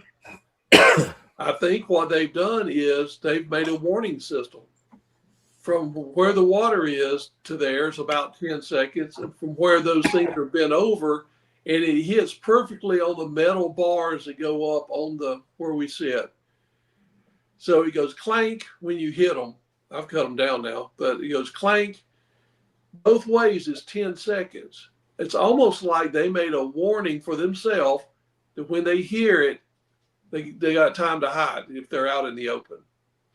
So, and it was really weird. And I was like, they don't want me taking pictures. They're setting this up as a warning system for them. When they hear it coming, they know they have 10 seconds to get where they can hide. It's just weird. And my wife goes, now that things bend over the trail all the time. I said, show me another one. I said, there is not one stick bent on this trail like this. And here's 2 from each side that are touching each other, bent together, and it's hitting on the metal. I said it would make a sound no matter what. But I said there's not another one on the whole trail. They've never been. Some are bent above the side by side, but none like that. I said they have made a warning thing so that they know how far away I am, so they know that this is the last chance you need to go hide. So things like that are just crazy. But that's how smart they are. Well, they manipulate stuff all the time to suit what they need to do. Yeah. Spencer, some people on that other one. Another teepee triangle. Yeah, that's a triangle, but it's also got something scratched in it that looks sort of like the leaners on that. Now, it's a teepee triangle. Yeah. So there's a lot of things like that, but the other one with the leaners, sometimes people say that shows how many of them are in the family group that's there. That's the general theory. There are 3 hanging on it, and so far I've only seen 3 prints of what's here right now. Now, I think we've got more than one section that they go into here. I think that's on that section over there on that side. But at the other end, where those hides were and to the right in the woods right behind us, I know some are staying down there to the Gibson station to the right back there, because I know where they stay at. And then behind our house, some hang out in there in that big hardwood stuff, some. So I think there's more than one group here, but I don't think there's very many in the other 2 groups. That's also that one, Spencer. That one is grooved on the sides also, Yeah, just like the others. I see it. I mean, I think the obvious conclusion that you can make from a lot of these is that they've been tooled intentionally. They've intentionally been tooled to look that way. The question would be, is it man-made that was brought in from somewhere else, or maybe there are boogers doing it? I have no idea. It's interesting. The triangular teepee thing is a common theme in a lot of these. So Right. I don't know what that means, but I would be paying attention to it. Right. Now this one, if you remember over by the hide, there was one of these in front of it marking it. I'm convinced that they can see light colors better at night than other things, and they used that color wood either by stripping the bark off of it, or they found these white PVC pipes, and I finally found out where they came from. Where they came from is 4/10 of a mile from where they put them at the gifting station. They were marking the gifting station and marking the trail that comes into it on the other side where I kept the apples. But this is where those leaners were. It's just to the left of this. That's where you would walk in and go back to it. That was broken off, snapped off at about the same height where the other one was. But if you look at the tree back behind it, you can see where they have scraped the bark off the tree up to the left of it, about exactly as high as that white one is. I don't know if that's just a marker that, okay, something's important and it's on this side. I'm not sure, but I looked at it and it was deep how they ripped the bark off. And I'm like, it was not a tool pull down and be made the same groove. It was bigger at the top than it was at the bottom. So you could say that it was an upside down triangle. But they scratched that tree right behind it, and there's nobody goes in there at all. But when that was snapped off, that was also scraped in that tree. I don't know. And there's the other one that I was talking about from before, where they have that one broke off that's marking the hide. So they can go, and if they're walking around, they can pick it up easily where it is at night.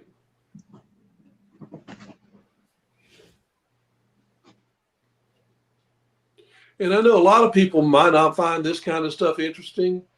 I do, because I'm studying everything that they do and trying to figure out what the meaning is. And those tops of those two were nowhere to be found on the ground. So it had to be broken and the top had to be taken with them. This is just quartz, how they break it open. Give me some quartz. If you look on the outside, you can see how it's got a shell, a case on it. They always break them open when they give them to us. None of them are ever encased. They're always broken open.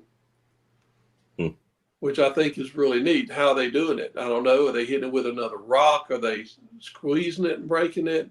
No clue.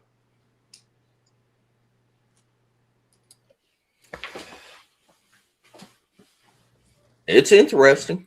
I don't know what all it means, but it's interesting. I don't either, but they've done so much gifting to us. It's just crazy. I mean, I think it has something to do with the relationship between us and them, where I'm giving them stuff and they give us stuff. It definitely happened when I gave them the blue marbles, and then they took the blue marbles and then gave those 2 river boulders. And when we didn't take them at first, they moved them intentionally to make sure that we knew that they had left them for us. So I think they break them open because that's when they're pretty. You know what I mean? They're not just giving you a rock. They're at that point they're giving you a crystal. They're giving you something shiny that you laugh all you want, Spencer. How many of not just us women but men go out in a rock hounds, and what draws your eye is that pretty shiny rock or something that's odd about it. You're not going to just pick up something that looks like nothing unless you know what you're looking for. If you knew to break it open and see what was inside, it's different. But if you don't, you're going to break that open and give it to somebody as a gift so they can see how beautiful it really is, not just a plain rock. Right. Now I can talk about anything y'all want to. As you see, I can go on tangents. Well, It seems like that'll be part 4. I'm sure we got a lot of questions that people's probably posted. We probably need to touch on. That's what I was going to say. Give me just a second because we did have some questions.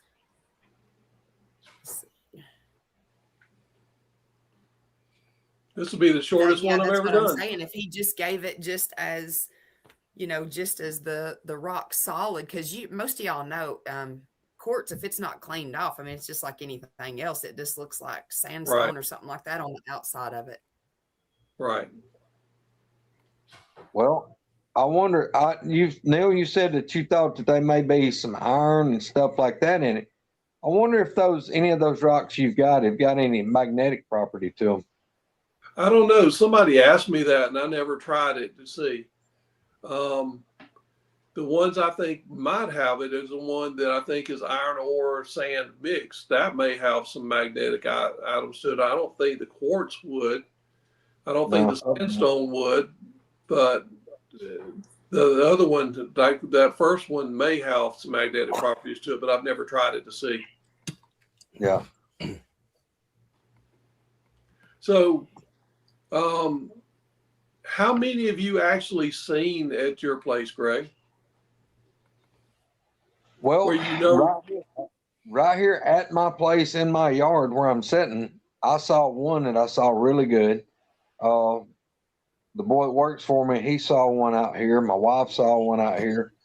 Me, Misty, and Coonbo, we saw one outline the figure as it took off because it was dark.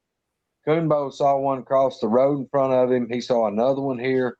Troy Allen's seen them here. My buddy Alan White that passed away saw one 25 feet from my porch. So, yeah, there's been Class A sightings right here. There's been, I'd say, 8 or 10 here in my yard. Well, I've seen 3 here. 4. I saw 4 that I saw really good, but now that's we're talking about within a 3-mile circle. I've saw 4 that are undeniable. That's all it could be. Right. I've seen 3 here that I know 100%. There's 3 more that are 90. I've seen one somewhere else at another location that's about, I don't know, it's just way too far away to be one of these. Plus, it's a different color. My son's seen 3 here. My wife's seen 1 here. My son's seen 1 somewhere else, and then my wife's seen 1 somewhere else. So it's just really weird. It's really weird. I don't know. People that have been around them a long time, it's like for some reason they see a lot more than other people do. I don't know if there's a way they mark you. I don't know. I think so. Now, like I said, Neal, I've seen others, but I tell people I saw 4 because that's the 4 that I could see that I saw really well. Right. Now, as far as seeing glimpses or something go from tree to tree, or I would see maybe what should have been a black, like an arm or a leg go through the bushes. I've seen stuff that, am I pretty like 99% sure that's what it was? Sure, I have. Just like me and Spencer and Anthony and all of us down at Mark Green's at Creepy Mountain, we're shining like multiple spotlights across this pond, and we're seeing this big figure just like go from tree to tree, and it's like zip, zip, zip, zip, zip, zip, zip. Yeah, do I think that was a booger? 100%. But the damn thing was, what was it, Spencer? 150 yards. Probably. And we had lived like daytime, but it was so fast, and it was just like a black, might as well have been a shadow man, because it was just going zoop, zoop, zoop. And we were all seeing it. I mean, collective. It wasn't like we were imagining it. But you can't really count that. And like what he's saying, a lot of us have caught glimpses of things, but you can't. I mean, if you're trying to maintain credibility, you're not going out trying to, saying, yeah, that was definitely absolutely one. I could count its teeth. Right. Yep. There's one that was a juvenile here. And when I would go towards dark and put stuff down at the gifting station, there was one tree he would go behind, and it would split off into two. And I could see his outline. His shoulders were way out beyond it, and his head was above the split. And I could see that outline. I've seen it 2 or 3 times. I just don't call it a sighting because it doesn't meet my parameters. Yeah. But I've seen other times when I go down there at the same coloration of the, brightness of it. There's nothing there, But you get to where you see stuff after a while, and you're like, oh, that's probably one. But until you get a really good look, you try. I don't even call it a sighting. I may see a face in a tree. I don't call it a sighting because to me, it's just not enough. I mean, I want to see the whole body, or at least enough to know that there's a head, there's a shoulder, there's a chest, there's one leg. There's got to be another leg on the other side. So, Yep. So, Squirrel, did you find any of the questions? I did, but I agree with you on that. I've seen a lot of stuff I can't explain, but if I can't see it face to face and start giving details, to me, that's not a sighting to me. I mean, not nothing I could say definite. I wonder if he found a beetle or big Bug. I don't know, a bug of some kind, and let it walk in his hand and try to walk to the house to see how it reacts when he crosses that line. Talking about the area where you said the ants and stuff wouldn't. Yeah. It's a good idea. I'm just thinking outside the box, Austin. Right. I have to try that sometime. What state is Georgia. Neal in? I have forgotten. Georgia. Does Not Neal far. I'm sorry. Go ahead. No, what did you say? I apologize. I was just going to say not far from Greg and a little further from Spencer. And you're in Tennessee, maybe? Yeah, I'm in East Tennessee. I'm farthest away probably than anybody. No, Virginia. Spencer's in Virginia. I'd be further away. Yeah. Does Neal think Squatch are aliens from somewhere else? I have not gotten to where the point that I've seen that, because I've never really, I've seen some UFOs here, but I've never seen any get over the tree and stuff like that. I do think they have abilities that we can't comprehend, but there's also people that can do some of the stuff they're doing, but it's a very small amount of people. Like, for example, there are people that can focus their energy and make things slide on a table. There's also people who can focus their energy and lights get brighter, and some of them even explode. There's all kind of things. There's people that can read other people's minds or thoughts. So there's people that can remote view. So I guess it always comes into my mind, is it just because of the size of their head, the brain's got to be bigger? Is it possible that they've been able to use a higher percentage of their mind? Because when they've studied people like that, they find out they're using a higher percentage of their brain. Usually people are only using 6 to 7%, but the people that are able to move stuff and stuff is over 10%. Or maybe they able to do that? At all. And I may be completely wrong. I don't think it's got anything to do with the brain size. I think it's got to do with physically knowing that you're capable of doing this stuff and believing in it, where a lot of people think that it's bull crap and that it don't happen. It's not real. You can't move stuff. You can't do this. You can't do that. And I think it all boils down to believing, getting your pineal gland I can't even say it, decalcified. There we go.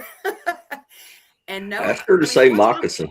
Able to do this stuff, it's people's forgot it because we've dumbed down to the fact that's not stuff that's natural. So you're not supposed to believe in that. So don't even think it, and you're not going to do it. Well, one thing I have found though, most of the time when they're doing telepathy, my mind is completely calm, thinking of nothing. I mean, I'm just relaxed. Sometimes I would be almost asleep, and all of a sudden something popped into my head. Yeah. So I think a lot of the time it's just people clearing their mind to the point to where they can communicate with you. But you got to be completely open mind and totally relaxed and not thinking about anything for them to do it. So I agree with you. all right, open up another can of worms. Have Has you Neal had had any any? healings from Sasquatch? I haven't actually. No, I've had a lot of since last year. I've had a lot of things that were life threatening, but I'm over most of them now. And once I get over this hip, I think I'll be out of the woods. But If you ask for healing and they heal you, it is a very warm feeling with a pressure you notice. Now, if the dog this is just a comment that I marked because of the question that Jean responded to. And she said, if you ask for healing and they heal you, it is a very warm feeling with a pressure you notice. Now, if the dog man heal you, it is not as gentle. It is like a hard pressure, like a shock. I've heard a lot of people have stuff like that. And that's the reason why I was asking them if they could heal me to help with my back pain. But I never got anything from it. But then again, the things that appeared on the outside of the house, I moved them too. So did it have anything to do with it? I don't know. Can I ask you something about that right quick? Now, when you asked them for that, did you get the quartz before or after that? Do you remember? I've gotten quartz before and after that. I was getting quartz at the very beginning, and I still get quartz today. Well, the pieces that you actually got after you asked for that, won't you try laying them on your hip and just see what happens? If I can figure out which ones they are at this point, because I've got a whole bunch of them, so I don't really know which one it is now. Yeah, well, heck, try a handful of them. I mean, you never know. I'm going to buy some salt for them rabbit cage type, hang them up in trees with twine. Does Neal know why they don't like their picture taken? I think they just don't want to be seen. They don't want any evidence of them being there. They don't want me taking castings at all. They let me know that the first time I tried to make a casting. No, that's a no-no. They don't want me to take pictures of them. They don't want me to, if I hear one coming down a tree by the gifting station within 20 yards of me, they don't want me running in there trying to look at them and see what they look like. I just know that they don't want me to because they've done things that let me know that they don't want that. And when they did those barriers on each side, when I took a picture of that one that was in there, that was letting me know they don't want pictures taken of them. So they set up that so that they could go and hide to take that chance away from me. Okay, Bama wanted to know, and he said, don't treat him like a newbie over this. But he said, generic question, have you ever tried a trail cam? Yes. I had 10 to 15 trail cameras out before I even knew they were here, because I would love to watch deer and see what deer are there. And when the front field, the bucks were making that like a staging area when they were growing their antlers. So I get to see all the bucks in the area, how big the antlers were, how many points there were. And I used to be amazed by how they grow their antlers, how fast and everything. And so I had trail cameras everywhere. Now, I've had weird stuff happen. I've had them turned. I've had them go dead after I put brand new batteries in them. I took one time over on a trail in the woods, put brand new batteries, I have a brand new pack, and then go to the other side overlooking the stump feeder, put the same batteries in it. And every time I'd done it before, they had lasted about the same time. The other one in the stump feeder would go a little bit quicker, but not by much because it's getting so many pictures. It's getting a lot more pictures. But then I'd have it down there for a week, and it would usually go for a month. It just went dead. I mean, I've actually seen it turned, and then I've seen the drag marks off a deer's legs, where it was dragging in the soil like it was being carried, and the legs were just dragging limp. You could just see where between the toes it was just kind of dragging in the dirt. And I was like, well, yeah, they turned the camera and they snatched one. And they must have been just carrying it away like it's nothing, you know? Well, So, do you think they can all do like the mind speak? I mean, like humans, everybody can't do stuff that some people claim that they can do or whatever.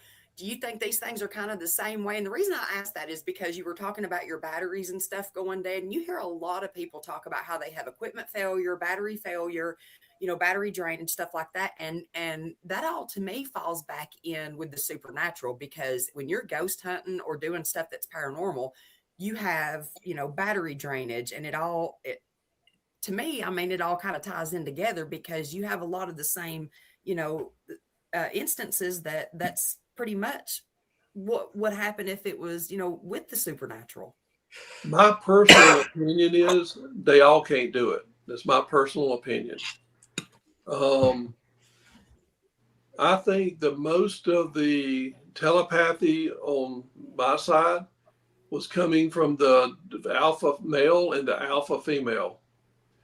And one little young one came into one of my dreams one night, and it was so weird. It was a subconscious dream. You know how you have subconscious dreams that you had a dream and want to know what it is, but you can't get it because that veil is between conscious and subconscious. This dream was opened up like a curtain, and the dream came out after that. And I was saying, and I think it was my shovel that I was talking about. Who took my shovel? It was about the shovel.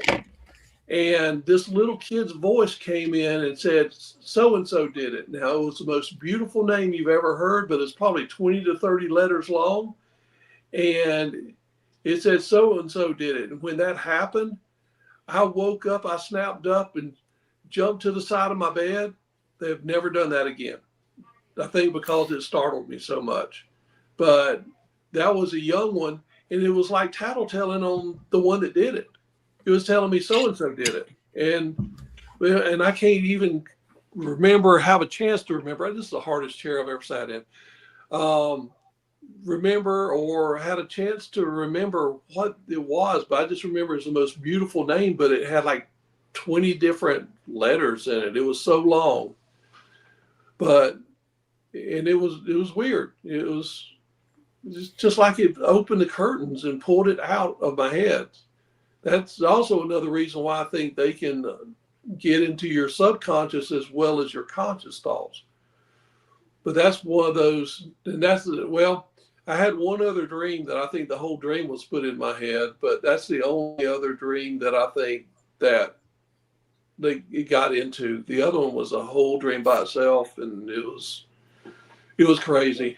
I had it at an expedition where after they pushed my foot back twice. How would you like to be that? Have your foot up against the tent and something push it back and wake you up, and then you kind of sit up and they push it back again. You can see your foot being pushed back and the tent being pushed back. Yeah. Mm-mm. And I was like, oh, I know what that is. No big deal. Luckily, I had my shoes on, because if I hadn't had my shoes on, it'd been a different thing. But I had my shoes on because it was in October and it was cold. And my feet are always the first thing to get cold. So I wanted to keep them warm. So I left my shoes on. But if it had been the bottom of my feet, that'd have been a different thing.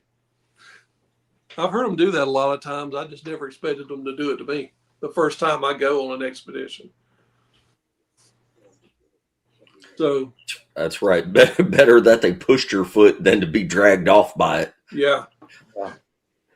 Exactly. Guys, if you want to see more of Neal's stuff, he has been on our show. This is your fourth time, I think, isn't it, Neal? I'm not sure. I think I was on it. And Neal has also written a couple pretty good books that you should look into picking up. We can put the links for them on the Woodwalkers page.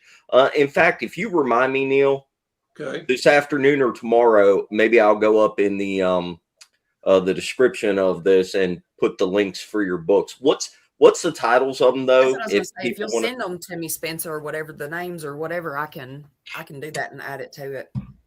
One is Understanding Bigfoot. I'm trying to look at it over there. Understanding Bigfoot, a guide for the outdoor enthusiast. And then the second one is a 5-book series, which I'm working on the second book on it. It says Bigfoot in Georgia, the Cohabitation Chronicles. And this first book is When Bigfoot Let Us Know They Were There. And the second one's going to be The Gifting Station.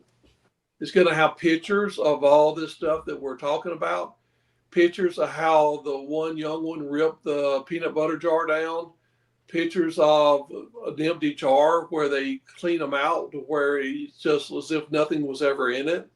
How they open a peanut butter box. I mean, just pictures I took at the time as an example of what they did. Well, thank you for doing the show again. And of course, obviously, which I've got some other stuff I want to get with you on and see if you're willing to try it on your property just to see what happens. Okay. But absolutely, of course, as you have an open invitation, if anything pops off, anything unusual, anytime you want to jump on and keep us updated with what's going on there, you just let me know and we'll get you back on. But until the next time, thank you very much.